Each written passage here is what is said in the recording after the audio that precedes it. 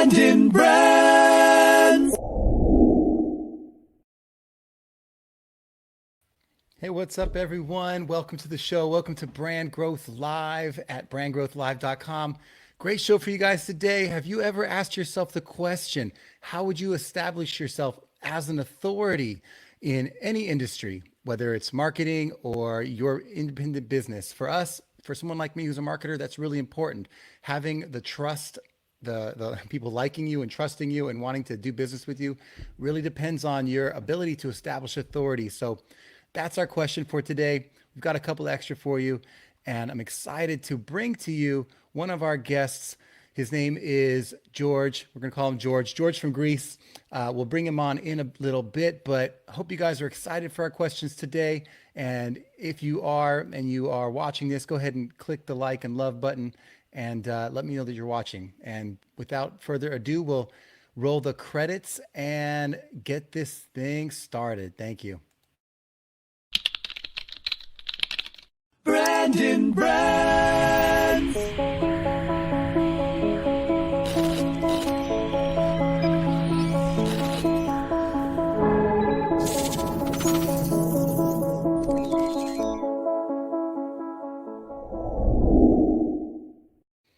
All right. I hope you guys are as excited as I am. Let me bring George to the mic. Bring him out. Bring him out. There he is. What's up, George? How's it going today, man? Hey, Brandon. Everything okay? Good to be here. Yeah, man. Glad to have you. I'm excited to have like an international call today. This is new for me. So, thanks for contributing your questions. I was really excited once I got it. I love the idea of establishing your authority and talking about how that can help us in our businesses. But before we get into that, why don't you tell us a little bit about you, what you're up to, and like where you're at in your business right now? Yeah, sure. So first of all, thanks for having me. I'm a marketing consultant. I'm into marketing for some years now. I run a boutique content and SEO agency. We help tech companies and SaaS companies drive organic growth through content and SEO. And we're focused in Greece, even though I'm working with people from all over the world, actually. And it's going pretty well.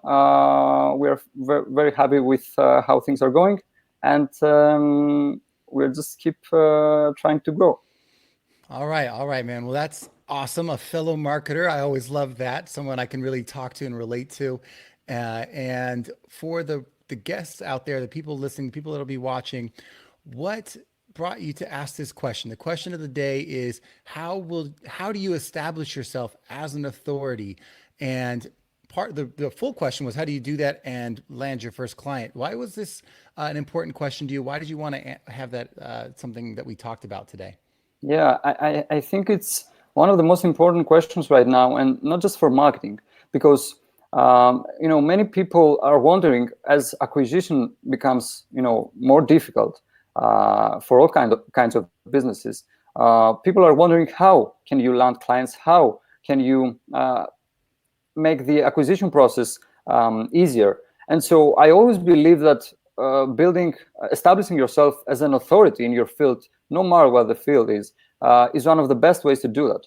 And if you ask me, it's one of the most cost-effective ways to do that as well. So it's a critical question. I believe that everyone, business owners, employees, whatever, everyone have to have their that question in their minds. And so, yeah, this is why I had this question myself. Yeah, reputation is huge. And for yourself, I'm guessing you've been on this journey for a little bit and you've already started to do a few things to kind of move you down that road. What have you been doing? Yeah, I mean, in my experience, establishing yourself as an authority is one of the most difficult and rewarding things you can do on a business level. I realize now that when you're selling services, your product is your time and your expertise. Every relationship with a client should start by demonstrating your expertise and by putting yourself in the position to teach the client, to give them knowledge that they don't have and they are willing to pay for. Of course, the question is how can you do that? It's simple. and in my case, it was. It may sound simple, but it's not that simple. But at the base, at the foundation, it's very simple. You must start publishing content that is strictly related to your potential customers' questions, problems, pain points, whatever. Now, most people think that publishing 1 or 2 posts on LinkedIn means that they will start landing their clients. That's not the case. You must be consistent with your efforts. The problem is that most people are not willing to put the effort, or they may think that this is something that is too difficult to achieve. But all the examples we have show us otherwise. You can do it, and you can achieve it. When I started, for example, I had to publish content for months before I get the first inbound message on my inbox. But it came, and after that, another came, and so I believe that this is the process. If you are consistent, results will come. And this approach of answering questions that your potential customers have and adding value before the relationship with the client starts, this is how to get there. Right. So you've already been doing the work. It seems like you obviously have an answer to, like, you think this is something that makes sense for you and you know how to do it. Have you had any barriers to accomplishing authority and to feeling like you've made it? Yeah, I would say the main one is time, because to build authority and to establish yourself as an authority, especially in a dynamic field like marketing, and with all that competition and all that noise, you need time both to start getting some traction and getting results, and also you need time to create content and to find the ways to add value to your audience, to your potential customers. So I would say the main barrier was time for me. Yeah, exactly. Well, and I think we all can say that. That's, I think, for most entrepreneurs, even, like, time is the hardest one. Yeah. And yeah, I definitely have some perspective on this if you want to hear it today. If you Definitely. think you have room to grow and to like, take in some new perspective. Does that sound like a good idea? Definitely. Awesome, man. And I do want to hear your feedback as we go. But before we jump into it, what I want to share with the group here is, if you guys want to ask your questions, we do this every Wednesday at 1 p.m. Pacific time, Pacific Daylight Time during the summer. Go to brandonbrands.com/live guest and send me your questions. Let me know what your top 3 marketing questions are. We can ask them here live, go through them, and get them answered. And if you're not the type that really wants to be on camera, like George had the courage to do today, you're welcome to send it anyway. And I'll see if I can work with you directly and get those questions answered so that you feel like you have support out there in your life. And other than that, if you just want to keep watching, that's great too. Tune in each week to brandgrowthlive.com. That'll take you to the Facebook page and watch as we answer other people's questions. Maybe you've had the same questions. So appreciate you guys checking in here each week. And if you guys like the questions that you had today that we're talking about, give us a little thumbs up so we know you're listening. And if you are watching live, type in #live so that we see you and that we can acknowledge you. And if you have questions, feel free to throw those into the comments as well. And later on, whether it's after the show or towards the end of the show, we can go through some of that as well. So appreciate you guys tuning in, and we will get back into it. So I'm going to bring back George here in a second. Let me bring this back to this view here. Now, George, the first thing that I would throw out to you is the idea of perspective, right? And this is something that you've started down the road with, is how do you establish yourself in an authority? Well, the first answer is perspective. And I'll take a step back, because authority is kind of a word that gets thrown out a lot. It has some connotations to it. Really, authority is about 2 things. It's about influence, the influence you can have to affect people. And on the other side of it, it is about like, why do you have that influence? It's because of a knowledge within a particular subject. And that's a specific kind of authority that's different than you have authority because you're in a position of power or something like that. We're talking about the kind of authority that brings people to you for a business, right? So within that kind of that realm that we're working in, The first thing that I think you've kind of tapped into, especially George, is perspective, right? The thing that you have to start with is, how do I get my thoughts and views and ideas out there to the world? And you have to have those to start off with, because if you are just, say, repurposing other people's ideas or other people's content, it's not something that's going to be unique that you're able to offer someone. So even if you come up with like, okay, I learned how to do a Facebook ad, right? I learned how to run Facebook ads. That's fine. But the person wants to know, how do you, now that you've learned it, how do you apply it to their business? And that's a perspective. How do you take the nuance of what they're doing uniquely and apply it to their business? So what's the most important part is to start to figure out, what is your perspective? What's your framework for working with people? How do you share that in a way that is useful to the people listening? And as you start to do that, figuring out where it goes and where you put it and how you post it and all of that is kind of a next topic. But I always like to start with the idea of crafting your perspective, finding your voice, and being able to talk about the things that you want to be an authority in consistently in a way where you know that you are thinking about things that are authentic to you, that are actually going to help people, right? So you've been doing this, George. You've been crafting perspective. You've been writing articles. How have you gone about coming up with those ideas? You've been doing this for a few years now, right? Like, how have you come up with like the ideas that you want to write in a post and things like that? How have you crafted your perspective? I mean, for me, it always starts with problems. I always think of my clients' problems or my prospective clients' problems. What keeps them awake at night? What makes their life difficult in their work? And so that's what I'm trying to answer. And I guess this should be the basis of every authority building effort per se. Trying to answer questions and try to help your prospects and your audience with their problems. Yeah, exactly. So I think that's already something you're on the road with and you've been doing.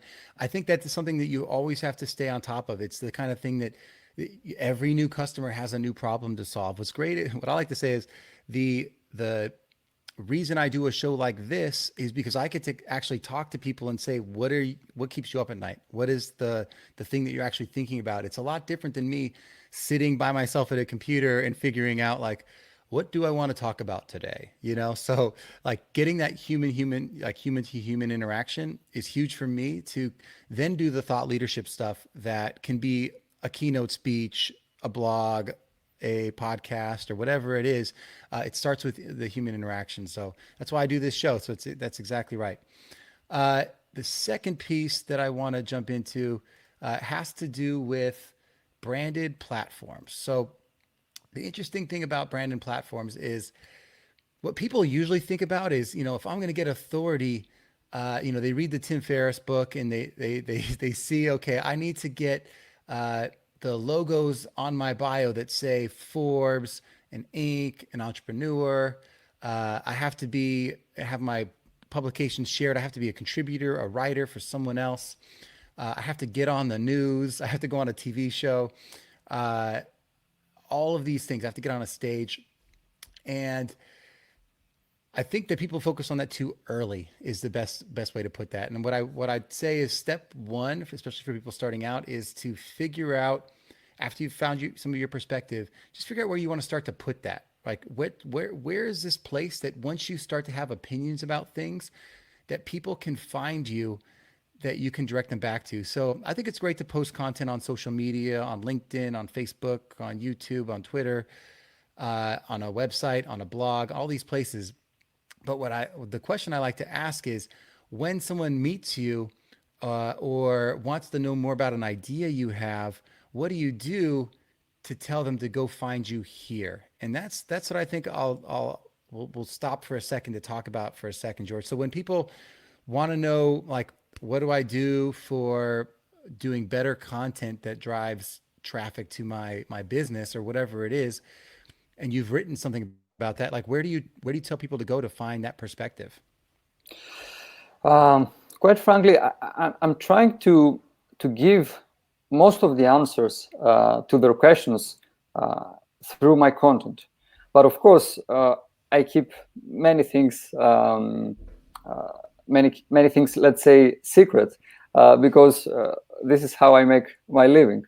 So I guess that for me, it's all about adding value, and then at least so far, I realize and I see that when people experience value from your content, from your speech, from whatever it is that you're trying to do, they will reach out to you. And I've seen it happening, and it's much more, it starts like a dynamic relationship, where you, of course, by adding value, by having added value to that person's life, I mean, you are the authority in this relationship, and one thing I've noticed is that they trust you from the very beginning.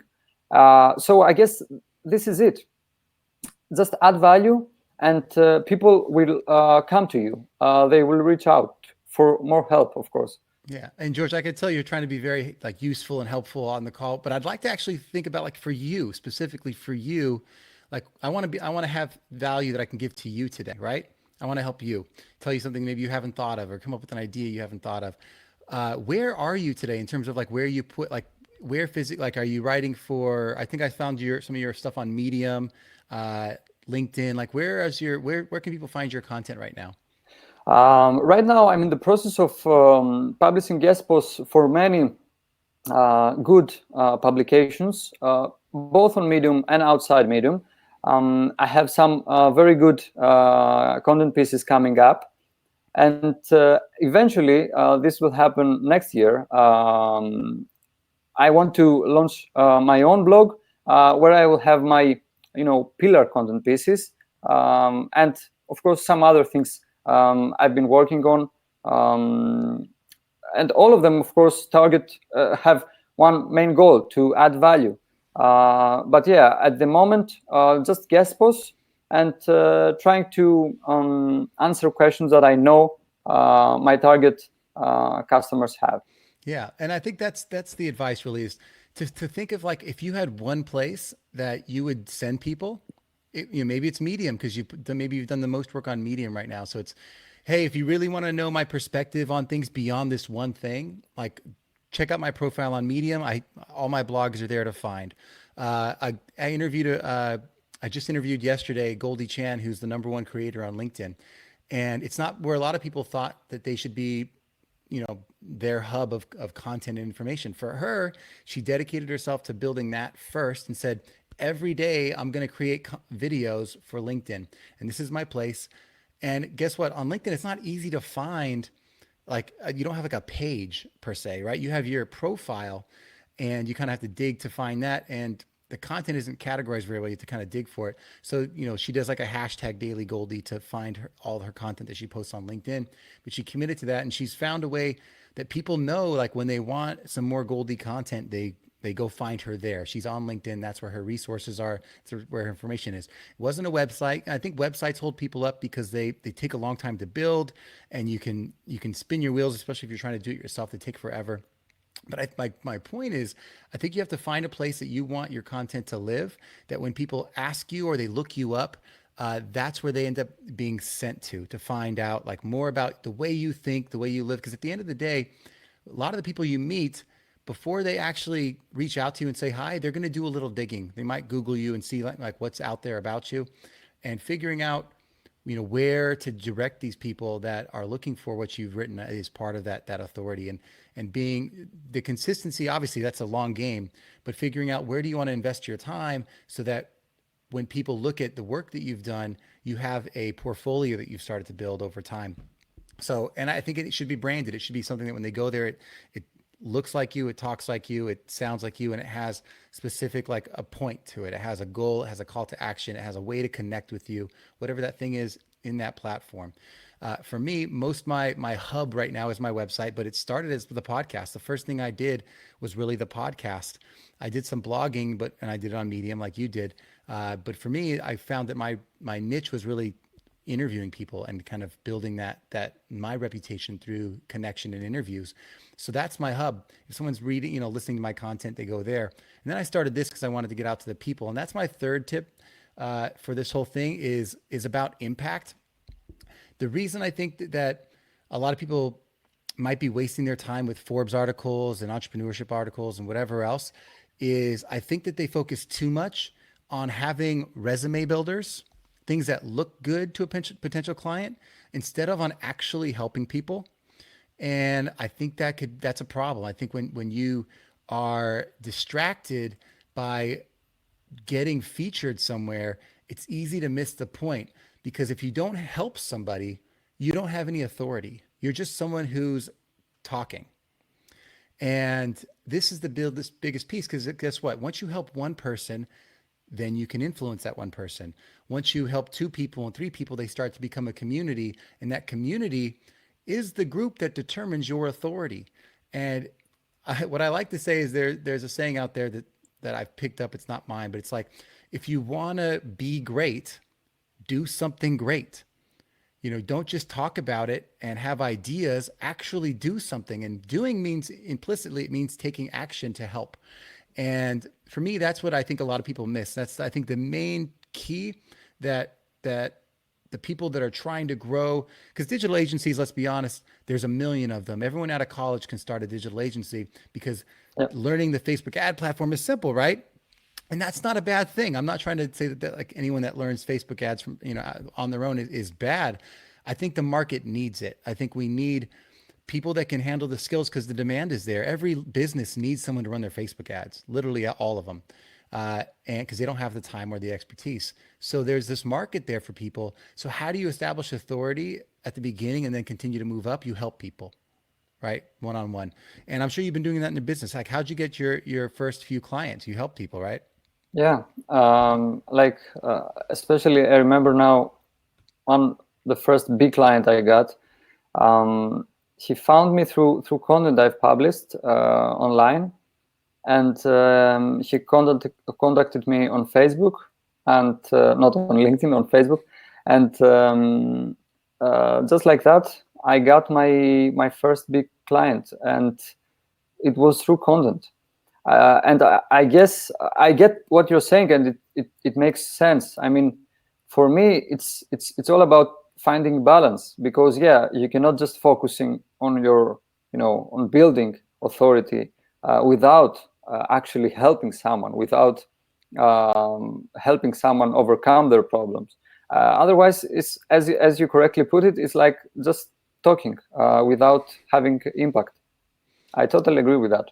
Yeah, and I think that's where authority comes from. You help enough people for a long enough time that more and more people start to see the value. And then you can step up. Like the reason you do that is because you've impacted people and you actually have a perspective, the things we've been talking about.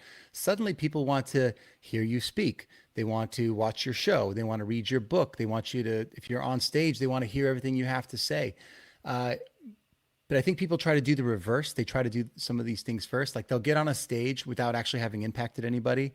And I've been to conferences a lot of the time. If you just have a good pitch, you can get on a stage or the right connection, but you'll go to the meeting. And if you listen to what they say and it's not actually interesting because it didn't come from something where they actually helped somebody, you leave it and you haven't been impacted. You're like, this is a waste of my time. I'm gonna go to the next feature. So I think the piece that people miss is impact. And the more people you help, the more people are going to help you, and they'll tell your story to other people and refer people to you. And I think that's the biggest piece about building authority is the impact. And guess what? Facebook Live, like doing a live show like this, is much harder than doing a podcast. It's a lot more work, getting guests lined up to show up on time, preparing like visuals and slides is way more work. And know what's funny? No one watches a live with guests that don't have influence, right? So my podcast is funny. I'll bring on like the world leaders in marketing that have millions of followers, and I'll talk to them. And that show, like some of their following will listen to the show because they're fans of them, and that brings them to me. But a show like this, if you're trying to be like, well, why would you do it? If no one's gonna, if like this isn't the way to build an audience, because that's not, like this is going to be a hard way to do it. If I wanted an audience for this show, I'd bring on like the speakers from all the conferences. the reason you do a show like this is because if I can help George today, right? If I can talk to you today, George, and help you, and you like what I had to say, then cool. Like one more follower, one more person that liked me. And if someone watched it and picked up a little bit of value from our conversation because they were feeling the same way you were, that's two people. And then I keep going and going. And that's literally what this entire show is about, is helping people one by one by one, because just doing a podcast, I was realizing I wasn't having enough impact fast enough. I was finding clients on my own that were kind of trusting me and whatnot, but actually doing the work live, whether I get a client from it or not, if nothing else, I can demonstrate right here, right now, like how I work, who I am, how I live, and how I want to help people. And that's what it's about, man. So if nothing else, if you actually are helping people and you can show that to others, even better.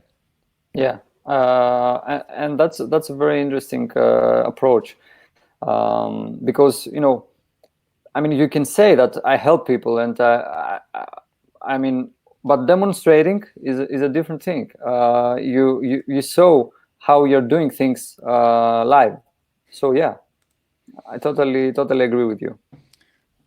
Awesome, man. I'd like to get to your last two questions today as we get towards the back end and we do some of like the quick hitters. So I think they were valuable questions that the audience might be interested in hearing. The second question that you had asked was, how does increasing your rates affect your perceived value of your services? And can you tell us why you wanted to ask that question? It's an interesting question, and something I debate a lot with partners and clients.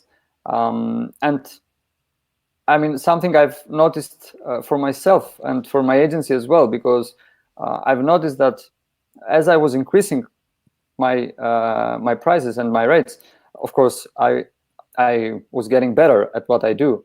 The perceived value for the client was higher, and for some peculiar reason, the expectations were lower.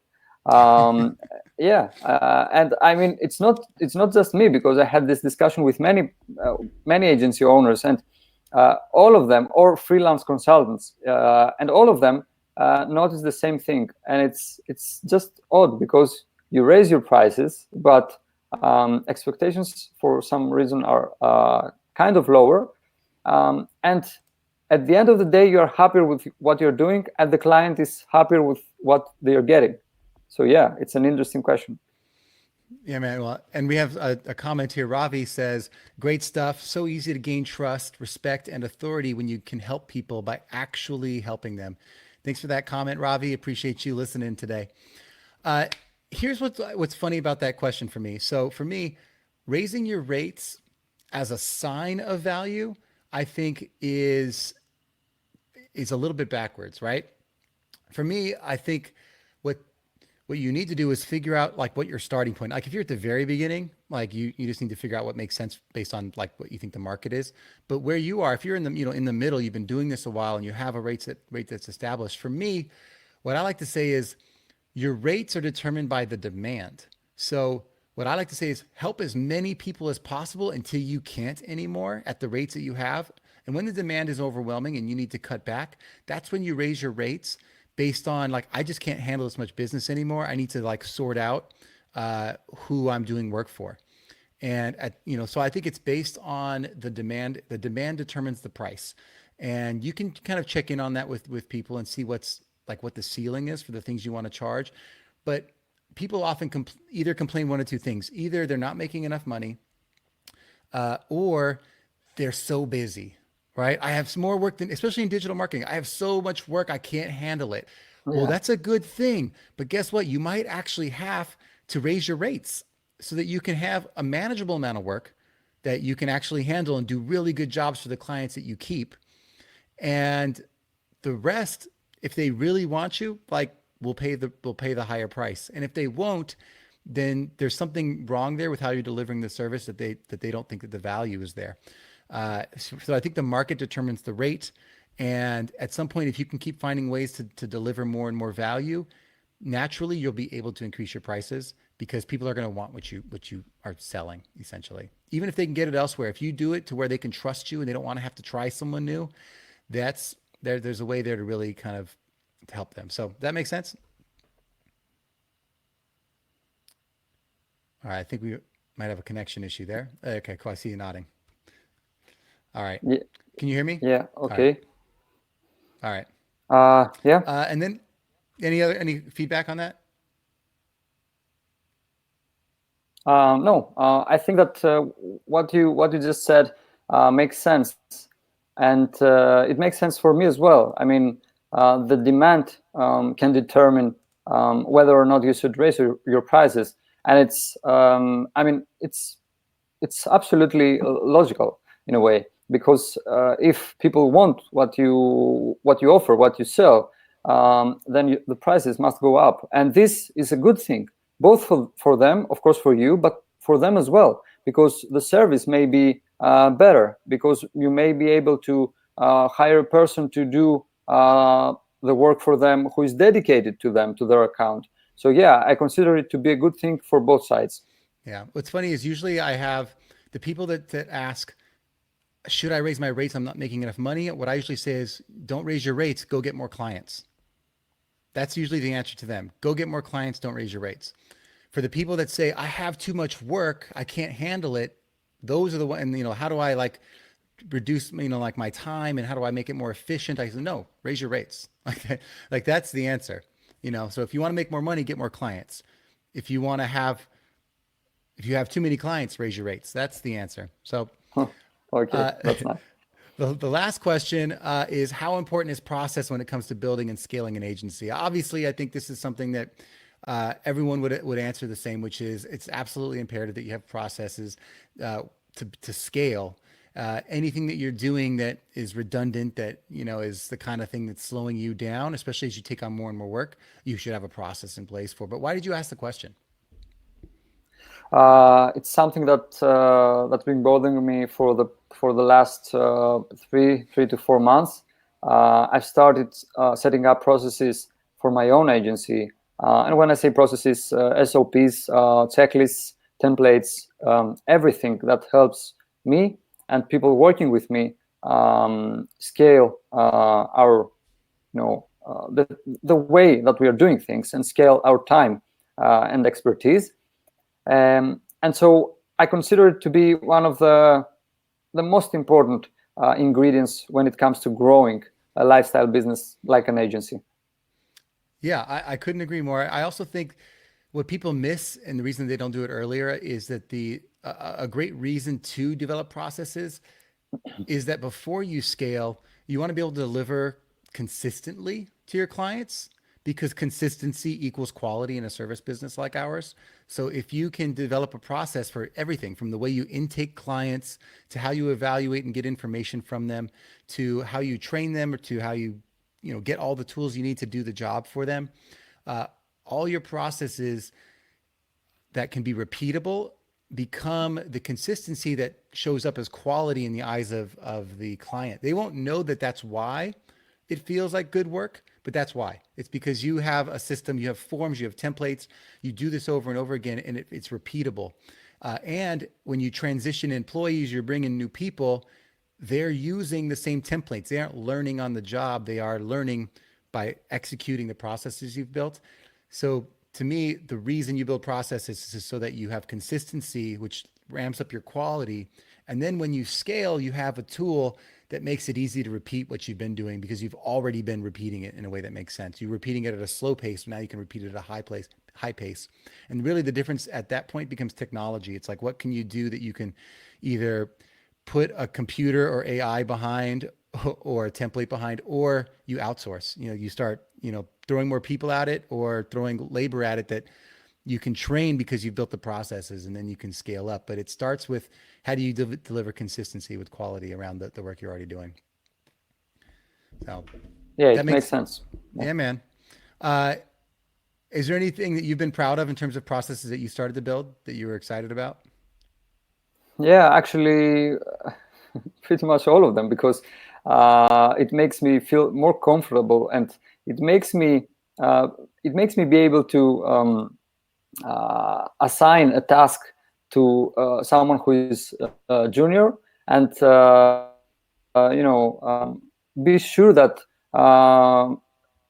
I will get the deliverable as it should be, because I've shown everything that should be done in order for the deliverable to be as it should be. So yeah, I mean, it's a very difficult process, but it's very interesting, and it's the only way actually to grow a lifestyle business. Yeah, man, I couldn't agree more. I think we're coming to the end here, George. But man, I think I'm gonna call you my first friend from Greece. This is fun for me. Thanks for coming on today. Thank you for having me, Brandon. Really, really enjoyed it. Yeah, is there anything that you want to let the audience know about you or your business today?